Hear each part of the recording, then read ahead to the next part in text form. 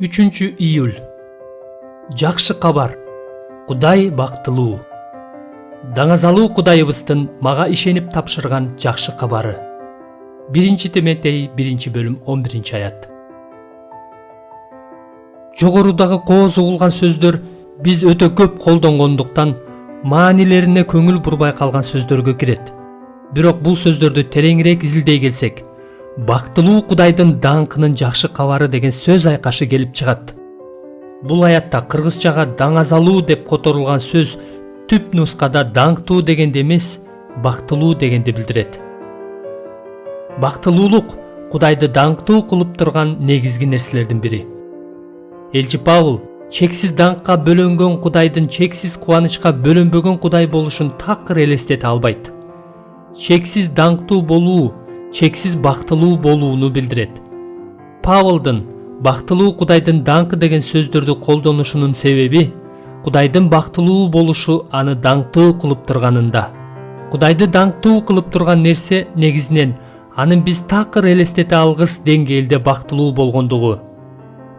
18-жылда жашаган улуу насаатчы Джонатан Эдвардс айткандай, Кудай бизге берген толуктуктун бир бөлүгү бул бактылуулук.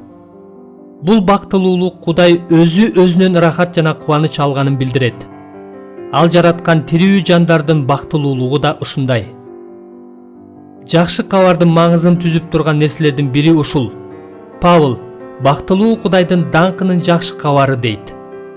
Ал укмуш бакытка бөлөнгөн Кудай жөнүндөгү жакшы кабар тууралуу айтып жатат. Эч кимибиз түбөлүккө кабагы бүркөк жана бактысыз Кудай менен жашагыбыз келбесе керек. Эгерде Кудай бактысыз болсо, анда жакшы кабардын максаты, башкача айтканда Кудай менен түбөлүккө болуу да бизди бактылуу кыла турган максат эмес. Мындай кабарды жакшы кабар дегенге болбойт. Бирок чындыгында Иса кожоюнуңдун кубанычына ортоктош бол дегенде бизди бактылуу Кудай менен түбөлүккө бирге болууга чакырат. Матай 25-бөлүм 23-аят.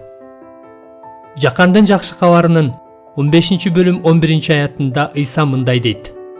Силерде менин кубанычым болсун деп, силерде толук кубаныч болсун деп, мен силерге ушул сөздөрдү айттым. Иса өзү ээ болгон Кудайдын кубанычын бизге берип, биздин кубанычыбызды жеткилен кылуу үчүн насаат айткан, жашаган жана өз өмүрүн берген. Ошондуктан жакшы кабар бул бактылуу Кудайдын даңкы жөнүндөгү жакшы кабар.